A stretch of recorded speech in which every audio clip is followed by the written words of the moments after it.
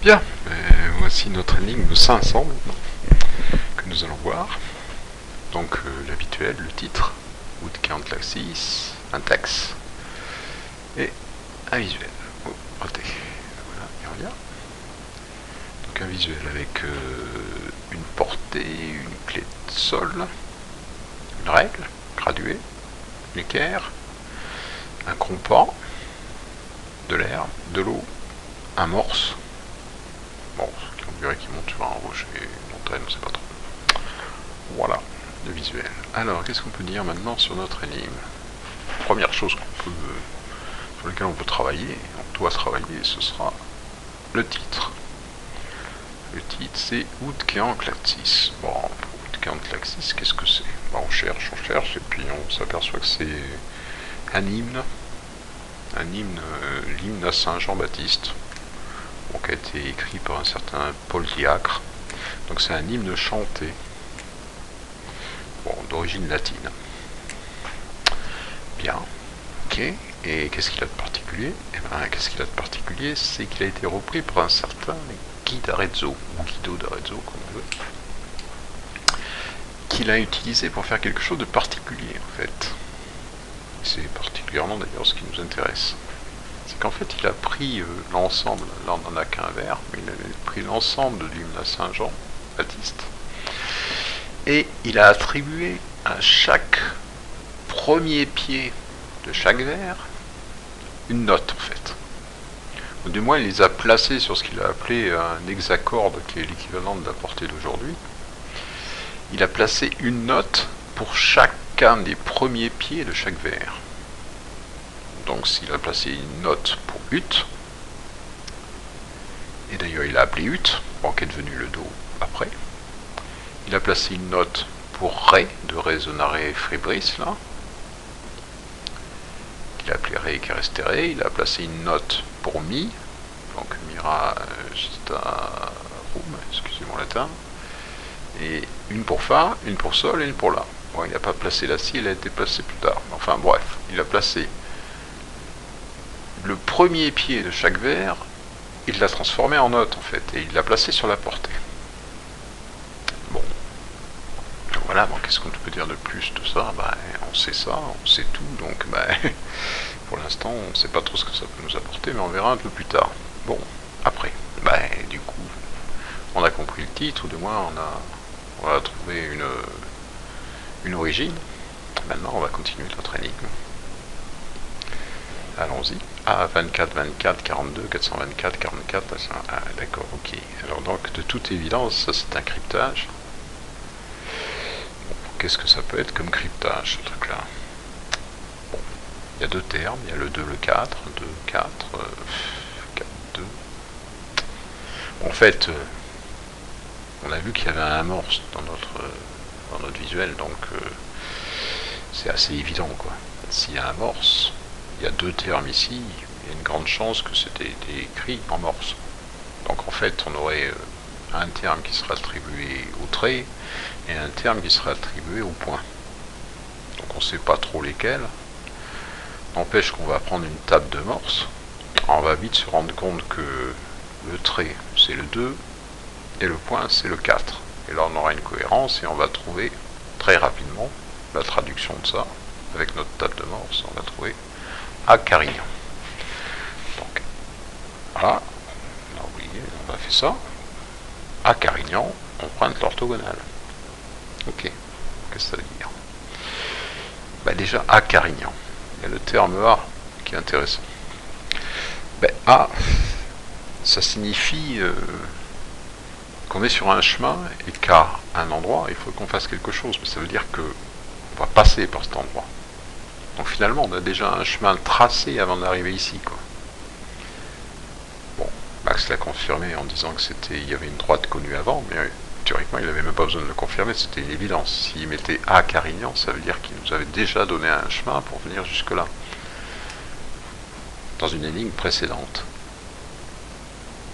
Bien, on va voir ça, finalement on va voir ça tout de suite sur une carte, parce que Carignan, il va falloir le localiser sur une carte. Si on part du principe à Carignan, on va se rendre vite compte qu'il nous fallait un chemin avant pour venir ici. Donc allons voir ça sur une carte. Donc voilà une carte de France. Alors sur cette carte, j'ai localisé Roncevaux, puisque c'est l'endroit où on se trouve, qui est là. Bon, le point rouge là. Donc je vais prendre mon trait là. En fait, bon, j'ai une sale tendance à prendre le trait, de partir de Roncevaux et aller directement à Carignan, ce qui est pas très élégant, enfin pourquoi pas.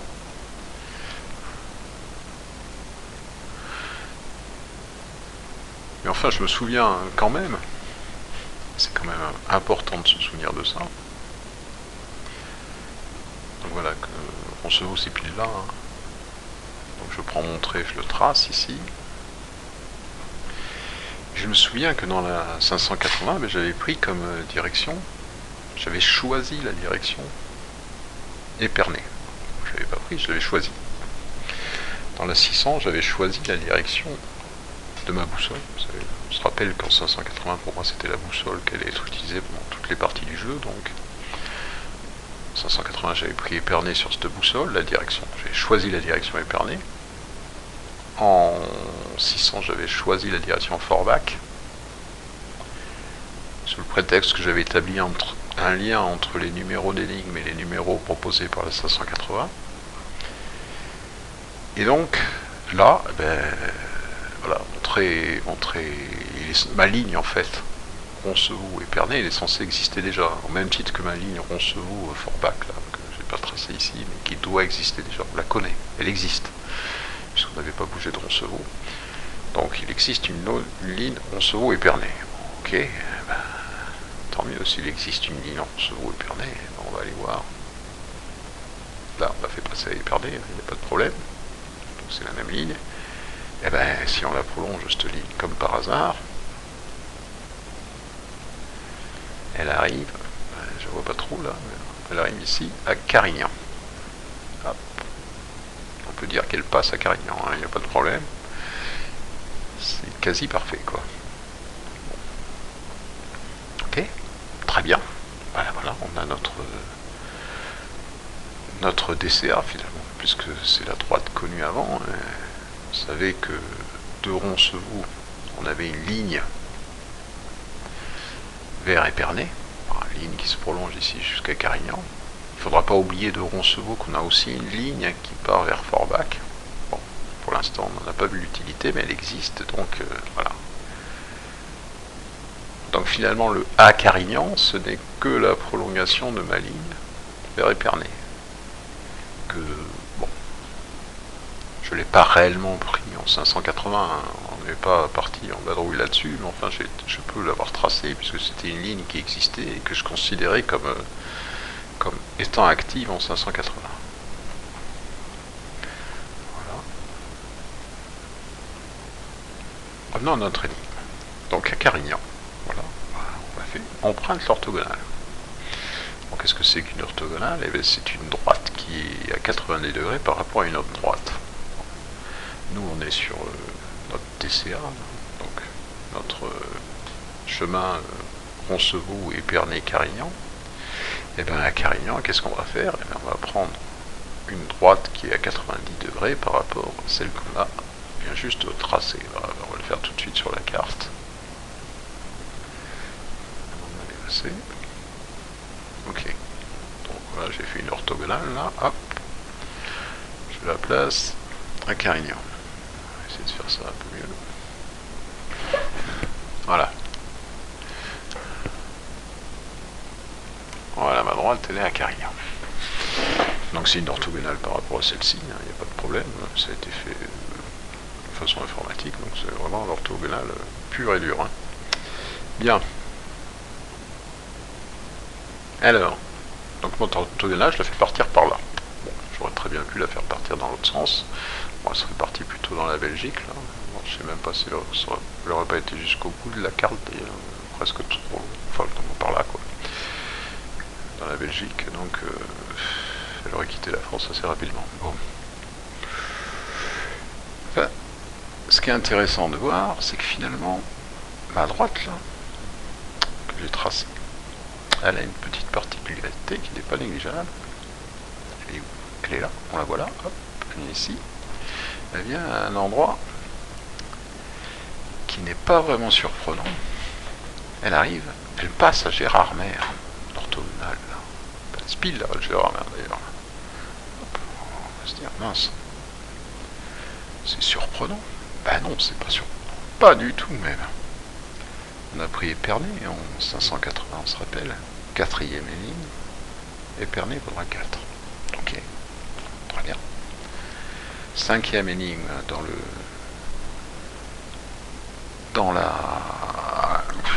je vais y arriver, dans l'ordre de la baie. La 600, on a pris Forbach. Justement parce qu'on avait défini qu'il y avait une logique d'ordre entre la baie et notre 580. Et ben là, il paraît logique que Gérard Maire soit une ligne ou une direction, je ne sais pas comment on pourrait dire, donnée par notre boussole de la 580, puisqu'on est dans l'énigme dite 6 et que Gérard Maire vaudra 6. C'est ce qu'il y a de plus logique en fait, et ça nous confirme le rôle de boussole de la 580, enfin des villes de la 580. Donc oui, il est normal qu'on vise Gérard Maire, que finalement notre orthogonale tombe sur Gérard Maire. C'est pas un hasard. Donc eh ben, de fait, on va pas s'amuser à aller de l'autre côté, hein, puisqu'on sait que la direction c'est Gérard Maire, et on vise Gérard Maire avec notre orthogonale. Bon ben voilà, très bien, on est content. Jusque là tout va bien. Bien, on a tracé notre orthogonale, ben maintenant on va continuer notre énigme. Donc pour trouver la spirale à 4 centres, 560 606 mesures c'est loin, mais par le méga c'est 1 million de fois moins. Bon, on va tout de suite régler cette histoire de par le méga c'est 1 million de fois moins, parce que c'est connu, tout le monde connaît ça. Donc en fait, Max a précisé qu'on devait trouver l'échelle d'une carte dans une énigme, dans l'énigme à partir de laquelle on doit l'utiliser, et qu'on devait trouver la marque de la dite carte dans une IS. Bon, l'IS, tout le monde la connaît, c'est gonfler et ses avis tiennent la route, qui nous fait penser forcément à Michelin. Et ici, on a l'échelle de notre carte, hein, qui est au millionième. Bon, c'est tout, il n'y a pas grand chose à dire là-dessus, sauf quelque chose quand même qui doit nous faire réfléchir un peu, c'est cette histoire de méga, là. Ouais. Pourquoi est-ce que Max a utilisé le méga? En fait, ça paraît un peu idiot, parce qu'en fait, si on réfléchit, dire par le méga qui est un coefficient de multiplicateur, on se rappelle que le méga, c'est un coefficient multiplicateur par 1 million, en fait, 10 puissance 6. Si on dit 1 mégawatt, ben c'est 1 million de watts, quoi, par exemple. Et ben, si on lit, mais par le méga, c'est 1 million de fois moins, ça veut dire que quand on utilise un coefficient multiplicateur par 1 million, c'est 1 million de fois moins. En général, c'est plutôt l'inverse, il aurait dû mettre, s'il avait été formel, mais par le micro, c'est 1 million de fois moins. Donc s'il a choisi de mettre le méga, c'est pas par hasard. On sait pas trop pourquoi pour l'instant. Alors soit ça nous fait penser qu'ici il y a une division, en fait, ça sous-entendrait, mais divisé par le méga, c'est 1 million de fois moins, ce qui est plus logique. Soit c'est un autre sens. Alors, bon, il faut retenir que c'est un coefficient multiplicateur, ça a peut-être un intérêt plus tard, hein, où on comprendra peut-être plus tard la raison de tout ça. Pour l'instant, on va s'arrêter et se souvenir que cette phrase, elle nous dit qu'il faut prendre une carte au millionième pour faire ce qu'on a à faire, en fait. Et que cette carte, en l'occurrence, c'est une carte Michelin. Donc c'est celle que j'ai en version scannée, là, que j'utilise. Voilà. Donc maintenant, on reprend notre histoire. Pour trouver la spirale à 4 centres, 560 606 mesures, c'est loin. Alors qu'est-ce qu'une spirale à 4 centres? Bon, ben voilà une spirale à 4 centres. Alors qu'est-ce que c'est qu'une spirale à 4 centres? Eh bien c'est une spirale dont la construction est basée sur un carré. En fait, chaque coin du carré représentant un centre de la spirale. C'est pour ça qu'on dit que c'est une spirale à 4 centres. Donc comment on la construit? Ben, on prend le premier centre. et on trace un arc de cercle qui est un quart de cercle en fait, dont la longueur du rayon est égale à la longueur d'un côté du carré. Donc ça donne ça. Puis on change de centre, on trace un deuxième arc de cercle dont la longueur du rayon est égale à 2 fois la longueur du carré. Et ainsi de suite. Donc on change de centre, donc 3 fois la longueur du carré, et on change de nouveau de centre avec 4 fois la longueur du carré. Et ça donne une spirale. Donc dans notre cas, qu'est-ce que veut dire max en disant pour trouver la spirale à 4 centres, 560 606 mesures, c'est loin. Bon. En fait, on ne sait pas réellement si on doit tracer cette spirale ou la trouver physiquement, sachant que la trouver physiquement, ça risque d'être assez compliqué. On va déjà se poser la question, si on doit la tracer, qu'est-ce qu'il faut faire? Bon, on sait parce que Max l'a dit, donc il n'y a pas vraiment de secret, c'est que 566 000 mesures pour trouver la spirale, c'est à compter à partir de Carignan sur l'orthogonale. Donc en fait, on peut supposer que le départ de la spirale, le départ du premier arc de cercle, va se trouver à 560 606 mesures de Carignan sur l'orthogonale. Donc on a déjà cette position-là qui est intéressante. Après, qu'est-ce qu'on peut avoir là-dessus? En fait, il y a une autre chose qu'il faut qu'on se rende compte tout de suite. Une particularité. Alors, pour l'instant, je vais virer ça. On en reparlera plus tard. Parce que c'est important. Mais il y a déjà une particularité qu'il faut mettre en évidence. C'est ces termes-là. Pourquoi est-ce que Max a utilisé le 2 pour faire un trait, pour faire le trait du morse plus exactement, et le 4 pour faire le point du morse? En réalité, ça peut pas être un hasard. S'il a choisi ça, bon, il aurait pu choisir. S'il avait choisi 0,1, on aurait dit, bon, pourquoi pas, il a juste changé par des chiffres, le trait et le point. On ne sait pas trop pourquoi. Mais le fait qu'il ait utilisé 2, 4 est assez curieux. D'autant plus que si on avait été assez logique, on aurait plutôt pris le 4 pour faire le trait que le 2, en fait. Puisqu'il a pris le 2 pour faire le trait, et finalement le 4 pour faire le point. Donc c'est assez bizarre déjà comme idée. Mais s'il l'a fait, c'est pas un hasard. Donc il faut se poser la question, pourquoi est-ce qu'il a choisi ce 2 et ce 4? Donc finalement, dans l'énigme, là, ça nous dit pas grand-chose. Le 2 et le 4, on n'a aucune idée de ce que ça peut être. Par contre, si on remonte un peu en arrière, même pas très loin en arrière, si on remonte déjà dans la 580, eh ben, on a une numérotation comme ça. On en avait une dans la B, mais une qui allait de chiffre à chiffre, donc ça va pas nous apporter grand-chose. Par contre, dans la 580, on se rappelle que il était marqué que Cherbourg vaudra 2 et que Épernay vaudra 4. Bon. Alors, est-ce que c'est intéressant ça? De savoir ça? Hop. Voilà, on dit Cherbourg égale 2, Épernay égale 4. Ça revient au même que le vaudra, parce que le vaudra étant un futur et que notre 580 c'est du passé, ben, on peut faire l'égalité directement. Eh bien, ce qu'il y a remarqué aussi, c'est que finalement,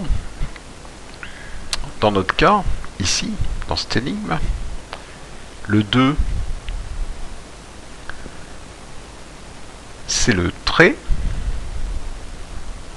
et le 4, c'est le point. En fait, on peut écrire ces deux égalités. Cherbourg égale 2, 2 égale trait, Épernay égale 4, 4 égale point.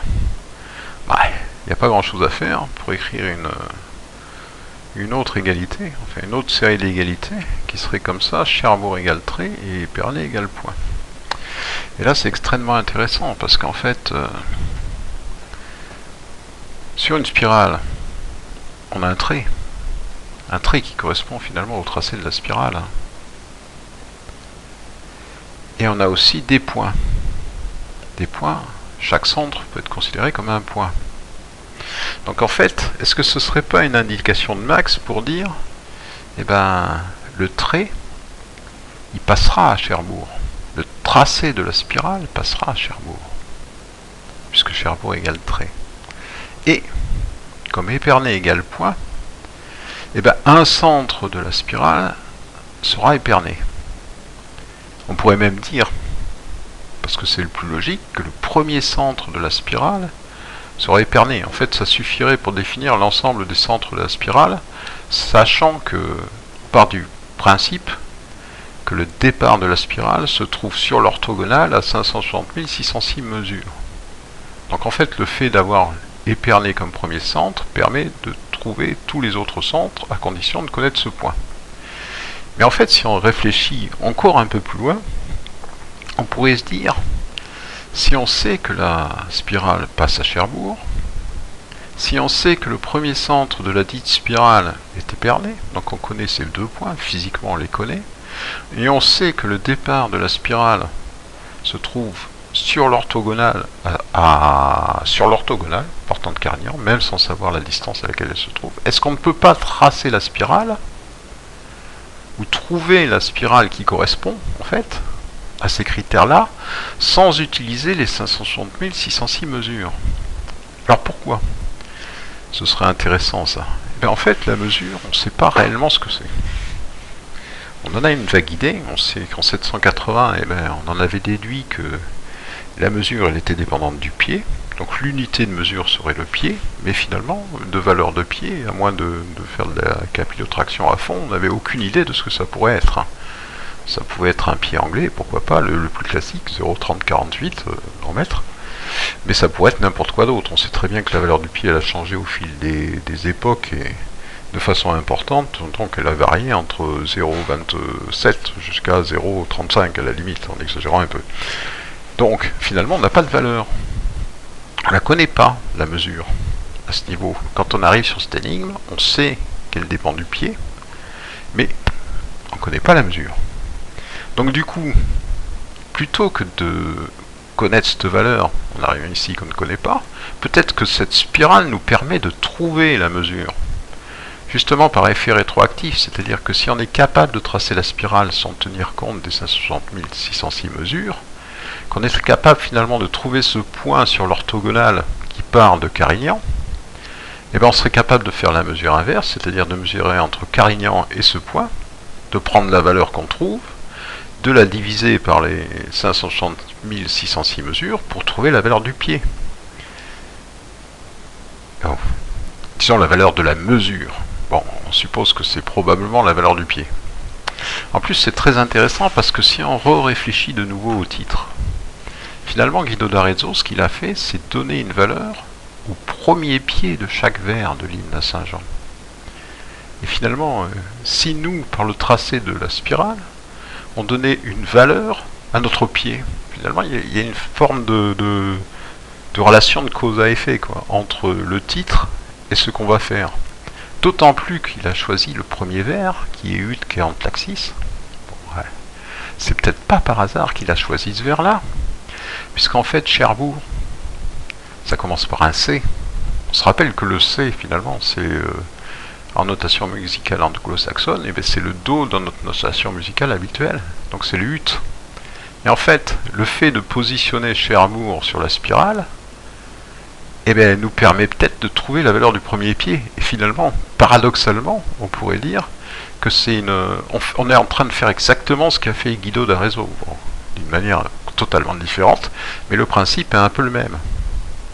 Donc voilà, donc on va positionner Cherbourg sur notre spirale qu'on va tracer à partir de ces critères-là, Épernay étant un centre, Cherbourg se trouvant sur la spirale, puis la spirale démarrant finalement sur l'orthogonale tracée à partir de Carignan, et grâce à ce positionnement, on sera capable de donner une valeur au premier pied, au pied en fait. Alors on va essayer ça, on va faire ça, c'est intéressant, donc on va essayer de faire ça. Bon, ben voilà notre carte qui est prééquipée en fait. Donc on a les traits rouges là. Donc celui-ci représente la DCA qui va de Roncevaux à Carignan en passant par Épernay. Celui-ci représente l'orthogonale, un autre DCA, donc qui va vers Gérardmer qui doit se trouver par là. En fait, voilà.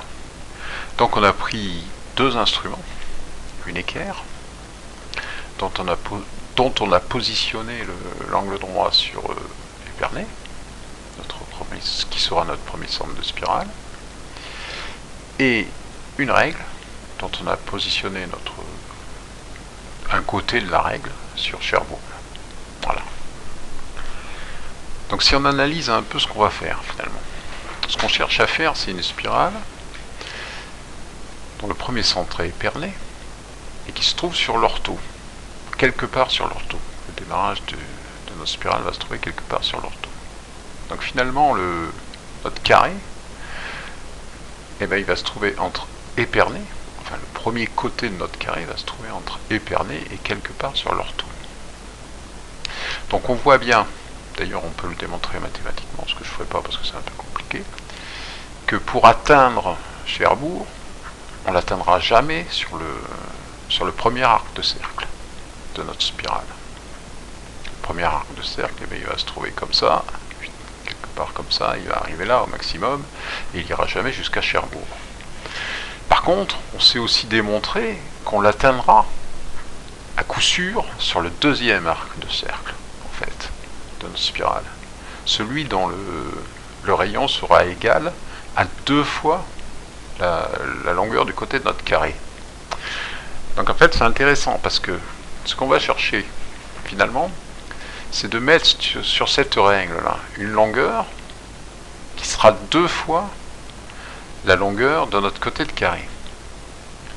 Donc on va pas faire tourner notre système, on va faire tourner l'équerre de façon à obtenir sur l'équerre, quand elle va arriver en contact de notre ortho, une longueur L. La longueur qu'on aura de l'autre côté de cette équerre jusqu'au contact de la règle doit être aussi égale à L, de façon à faire un carré. Et finalement, la règle, on doit la positionner de façon à ce qu'elle fasse 2 fois la longueur de ce carré. Donc en fait, il faut qu'on fasse tourner le système de façon à avoir entre la règle et l'équerre 2L, entre le point de la règle sur l'équerre et Épernay L, et entre Épernay et l'ortho L. Bon, c'est un petit exercice qui n'est pas forcément très simple, mais qui est parfaitement faisable. On fait tourner et puis on fait ça par approche successive. Éventuellement, si on est très fort, on fait tourner les deux en même temps, on y arrive assez facilement. Donc c'est ce qu'on va faire. Je vais vous montrer comment on fait en fait. Bon, c'est facile dans le système là. Bon, je vais bêtement faire tourner l'équerre, je vais faire tourner la règle de façon à arriver à cette construction là en fait. Donc je le fais.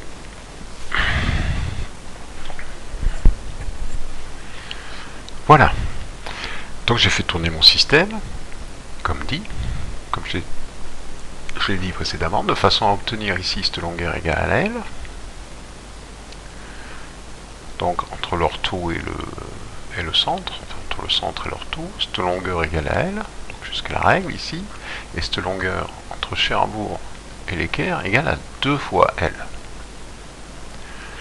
Donc là en fait, je sais que ce point sera le démarrage d'une ortho, n'importe quoi, ce point sur l'ortho sera le démarrage d'une spirale qui passera à Cherbourg. À la limite, je pourrais même le tracer, cette spirale qui passe à Cherbourg.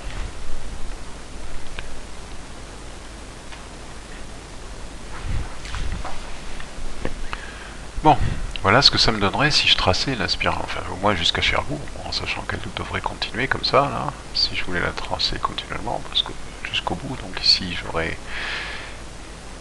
Et à partir d'ici, je changerai de centre, donc j'aurai mon troisième centre qui commencerait ici, elle descendrait ici, et finalement elle passerait en Meurthe Cantabrique, là, elle passerait du côté de Biarritz, en fait, on rentrerait sur les terres à Biarritz, aux environs de Biarritz.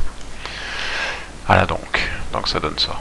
Bon, enfin moi ce qui m'intéresse pour l'instant, c'est ce passage à Cherbourg, c'est le fait que mon centre était sur Épernay, et que finalement le début de ma spirale commence sur l'ortho de Carignan, ici.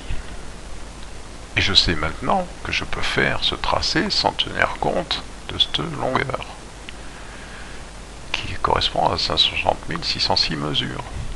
Donc, par effet rétroactif, qu'est-ce qu'il me reste à faire? Il me reste à mesurer ça, en fait, avec ma règle ou avec un compas, ou qu'importe en fait, à mesurer ça, cette longueur entre Carignan et l'ortho, marquer ce point éventuellement, puisque j'aurai tracé ça sur ma carte, et dire, et ben voilà, cette longueur-là fait 560 606 mesures. Voilà. Donc c'est tout pour notre spirale. Donc on va revenir un peu en arrière. Et maintenant, eh ben, ce qu'on va faire, eh ben, on va calculer ça, puisqu'on l'a mesuré, on sait la longueur que ça fait, eh ben, il suffit après de calculer pour connaître notre valeur de mesure, notre valeur de pied. Donc allons-y. Donc voilà, nous voilà de retour dans notre énigme. Donc on a notre point, on a notre mesure, on a une valeur de mesure. Et là, il faut se poser une question. Ce qui est fondamental quand on fait une mesure avec un instrument, et ben, ce qui est important, c'est la précision de l'instrument. En fait, mesure, on peut faire, bon, c'est sûr, on peut arriver à une mesure au millimètre, au micromètre si on veut, voire nanomètre si on est très très très fort. Mais bon, ce qui paraît raisonnable, c'est de dire, voilà, il nous faut une précision de mesure. Donc, quelle est la précision de mesure que nous devons avoir dans cette mesure? Eh bien, Max il nous l'a dit directement, de façon extrêmement simple. Il nous a dessiné une règle, il l'a graduée, et on doit en déduire la précision, c'est une évidence. Alors quelle est la précision? Eh bien, on a vu là, c'est une règle, c'est du métrique, hein. Il n'y a pas de problème, c'est pas une règle en pouces ou autre, c'est du métrique. Donc on a 1 cm entre ces deux-là, et 5 mm entre toutes les graduations. Donc notre précision, bah, elle n'est pas du millimètre.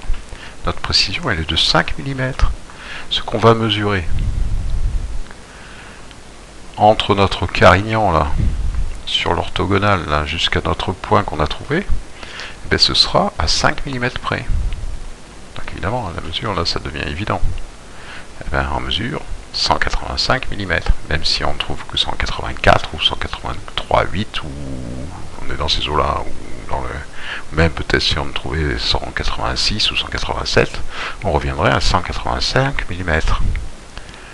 La précision sera de 5 mm dans cette mesure. Et ben donc, si on a trouvé 185 mm, et ben il est tout simple, comme c'est une carte au millionième, on a 185 km, puisqu'on multiplie par 1 million, le millimètre par 1 million, ça fait 185 km, divisé par 560 606, qui est notre distance en mesure, et bien c'est égal à 0,33.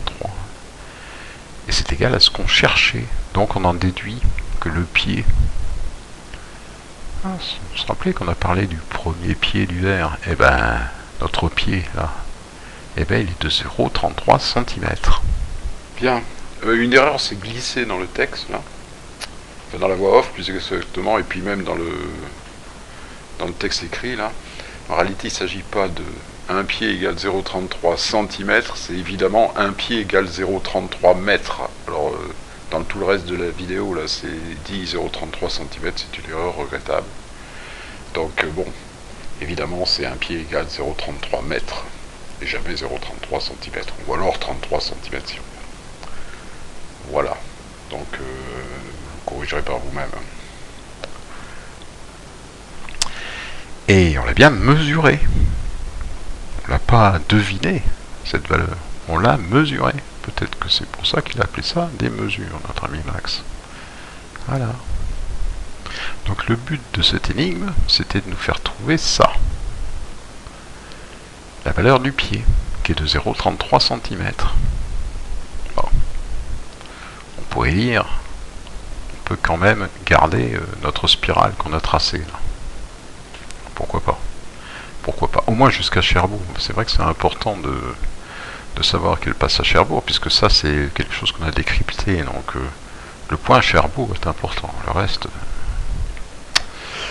on ne sait pas trop finalement, ça présente pas d'intérêt, parce que de toute façon on n'a pas le droit d'aller chercher sur la carte ou sur la spirale où elle se trouve, etc. Bon, on pourrait s'intéresser à ce point, regarder sur la carte de France, etc., s'apercevoir que ça arrive à un petit patelin qui s'appelle Sainte-Hélène. Bon. Mais en faire des déductions, bref, on va dire non. C'est pas le but. C'est pas le but de l'énigme. Le but de l'énigme, c'était bien de nous faire trouver le pied. Bon. Seulement, comme dans toutes les énigmes, là, les précédentes, on s'est amusé à utiliser les items de la 530. Et on a peut-être intérêt à se reposer la question de l'item de la 530 qui correspond à cette énigme. On se rappelle que qu'on avait classé les énigmes, en fait, suivant le classement qui était donné par la B, c'est-à-dire la 1 c'était la 530, la 2 la 780, etc., jusqu'à celle-ci, qui pour nous est la 6. Il y avait 6 égale 500 qui était marqué explicitement, enfin implicitement, puisque les nombres pairs n'y étaient pas, mais qui était dans la B. Alors donc, intéressons-nous à l'item de la 530 qui nous donne mon sixième aux limites de l'éternité se cache. Bien. Alors qu'est-ce que ça peut nous donner ça? Bah, pas grand chose. Si, un petit détail en fait, on pourrait se poser la question du terme éternité. Qu'est-ce qu'il a de particulier ce terme éternité pour qu'il l'ait mis en majuscule en fait? Et si on s'amusait à le décomposer ce terme éternité? Si on disait, dans la 530, on a utilisé un E, puisqu'on a pris dans Bourges, on a pris un E de éternité. Donc, si on a pris un E, il n'y est plus là. On n'est plus à la 530. On a la 500. Et là, cette expression empreinte l'orthogonale était intéressante. C'est vrai qu'elle nous a permis de trouver Gérard Armer, mais est-ce que réellement on avait besoin de ça pour trouver Gérard Armer comme direction dans la 500? Bah non. On avait bien compris depuis la 580 que finalement la boussole, elle était plus ou moins liée au numéro d'énigme. Alors on avait dit d'ailleurs qu'on prenait Épernay, ce qui s'est bien confirmé ici, puisqu'on a notre DCA passait bien par Épernay, dans la 580. On a dit dans la 600 qu'on prenait Forbach. Bon, on n'a pas confirmé pour l'instant. On a dit Forbach parce que c'était logique. Dans cet ordre-là semblait logique. Il fallait prendre Épernay, puis Forbach, et bien là, Gérard Armer, donc, qui est le numéro 6, c'est dans la 6e énigme. Du moins l'énigme qu'on a classée 6 dans la B. Donc cette empreinte l'orthogonale, on n'en avait pas besoin. Max aurait très bien pu ne pas le mettre, il aurait bien pu se limiter à 24, pour trouver la spirale à 400, 560 000, c'est loin. En fait, ça c'est du rab. C'est du surplus. Alors pourquoi est-ce que Max a mis du surplus là? Dans mon éternité, si j'emprunte l'orthogonale, j'emprunterai peut-être la lettre orthogonale. C'est laquelle la lettre orthogonale sinon le T? Donc hop, j'emprunte la lettre orthogonale, l'orthogonale, et je la vire. Et qu'est-ce qu'il me reste? Il me reste ça. Et ça, on joue un peu sur les mots. Je vais enlever ça, j'en ai plus besoin. Hop.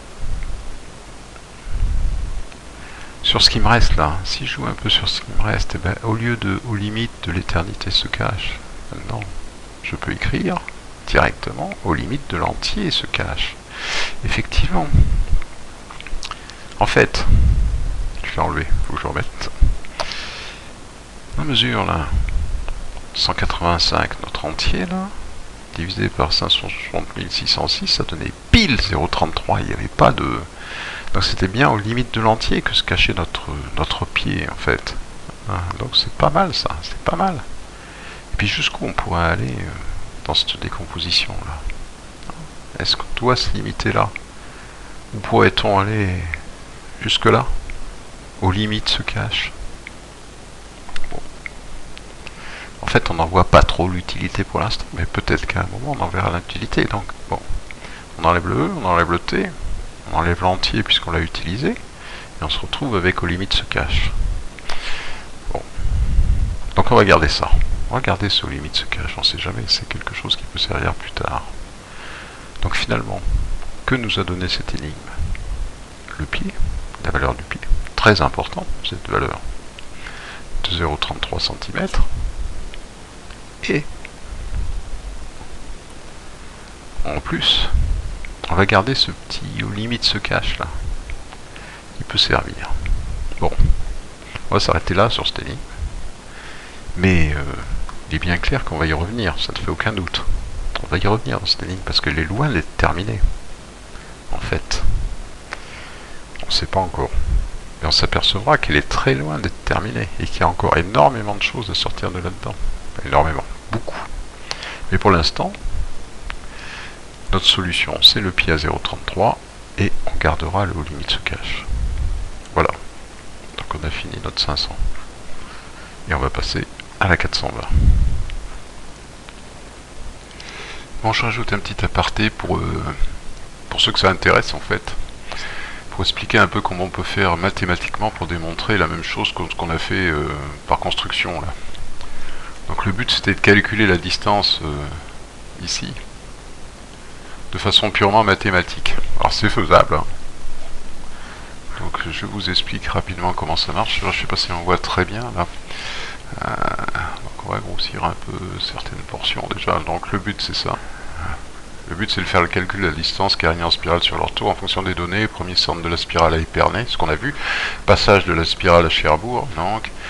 Et voilà, bon, ouais, il est marqué échelle, carte non respectée sur le dessin, effectivement c'est bêtement un dessin. Ok, alors comment ça, c'est quoi ce dessin là en fait? Si j'arrive à le recentrer ce serait pas mal. Voilà. Alors globalement on a fait exactement ce qu'on a fait sur la carte, donc on a notre DCA là, qui part de Roncevaux, qui passe à Épernay et qui va jusqu'à Carignan. On a notre ortho qui est tendu vers Gérardmer, là, qu'on considère comme orthogonal ici, donc on a un angle droit. Et puis on a finalement notre carré là qui sera résultat finalement de notre ce serait le résultat final de notre calcul là en fait. Et ici la direction qui est Cherbourg, donc par rapport au deuxième centre du... non pardon, ici c'est par rapport au premier centre, donc par rapport à Épernay puisqu'il est ici, et ici c'est par rapport au deuxième centre. En fait, ce qu'on voit pas trop, c'est qu'en réalité, ça, c'est comme c'est le deuxième centre, c'est marqué là, c'est égal à 2 fois la longueur du carreau. Ok. Donc, comment ça se passe en fait? Qu'est-ce que mathématiquement on peut sortir de ça? Déjà, on a un triangle rectangle ici. On a cette longueur qu'on a appelée L, qui est une longueur inconnue pour l'instant. Mais la seule chose qu'on sait, c'est que la construction finale qui doit nous permettre de passer à Cherbourg en prenant comme premier centre Épernay, et bien ça doit être L ici et 2L ici. En fait, c'est la construction imposée. Et évidemment, le positionnement de ce trait entre Épernay et l'orthogonale. Donc c'est ça qui sont les impositions de départ. Donc en fait, on a écrit... alors attendez que j'essaie de voir un peu plus clair là-dedans. C'est petit, on voit pas grand chose. Donc on a donné des noms de variables à chacune des droites là. Donc A c'est celle qui va entre Épernay et Cherbourg, qui sont mesurables et connues. Donc ça c'est des constantes. B c'est pareil, entre Épernay et Carignan c'est mesurable et connu. X donc c'est l'inconnu final hein, finalement. L donc c'est celle qui nous permet de faire notre construction de spirale. Donc L, 2L. Et puis voilà. Alors les angles. Alors on a un angle connu, c'est l'angle A0, qui est entre Cherbourg, Épernay et Carignan. Et l'angle droit connu derrière, qui est l'angle droit de notre carré. Là. Du coup, la somme A1 plus A2, elle est connue et constante. Par contre, on ne connaît ni A1 ni A2, on connaît que leur somme. Donc ça nous donne finalement... Si on regarde un peu, c'est un peu casse-pied comme... Voilà. Je suis pas sûr qu'on voit tout. J'aimerais bien. Voilà, ok. Donc en fait, l'équation de base, ça va être ça. Hein. Donc les équations, en fait, A1 qui correspond à l'angle ici. Qu'on ne connaît pas. Par contre, on sait le définir, l'équation, on sait dire qu'il est égal à arc cosinus A2 qui est connu. Donc la distance, je crois que A c'est la distance, voilà, Épernay-Cherbourg.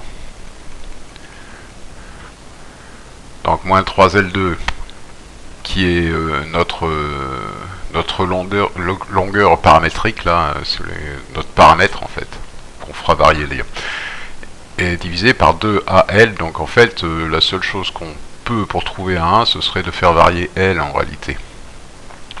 Idem, A2, c'est arc cosinus B sur L. B est connu, L c'est celle qu'on va faire varier.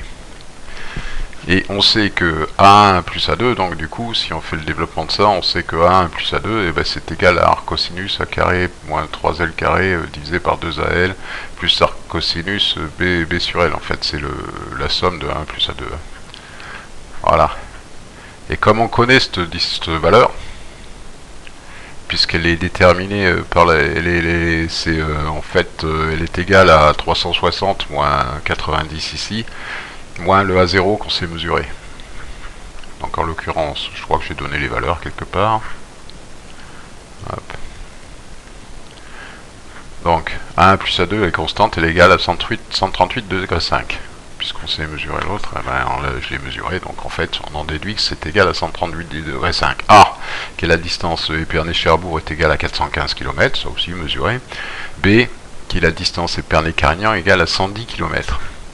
En fait, une fois qu'on a toutes ces données-là, voilà, donc puisqu'on connaît, la seule chose qu'on ne connaît pas, c'est A1 et A2, mais on connaît leur somme. Donc en fait, il suffit de faire varier L de façon à trouver la valeur ici. Bon, on pourrait s'amuser à faire l'équation, finalement ça revient à une équation de Trigo, puisque ça deviendra L notre inconnu en réalité, hein, là-dedans, puisque tout le reste est connu en fait. Ça c'est constant, A est connu, B est connu, donc en fait on est capable de résoudre directement l'équation de Trigo pour les spécialistes de ça. Bon, je me suis pas cassé les pieds là, j'ai fait une tabulation sous Excel, on va la voir.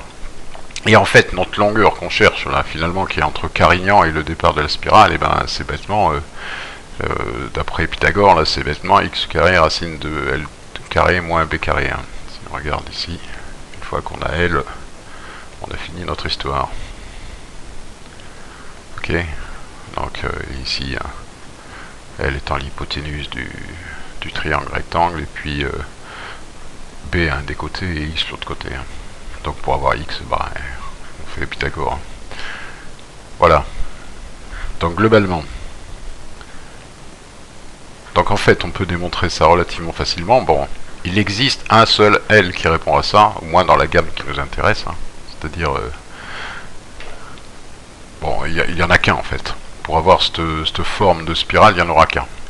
C'est impossible qu'il y en ait un deuxième. Ok.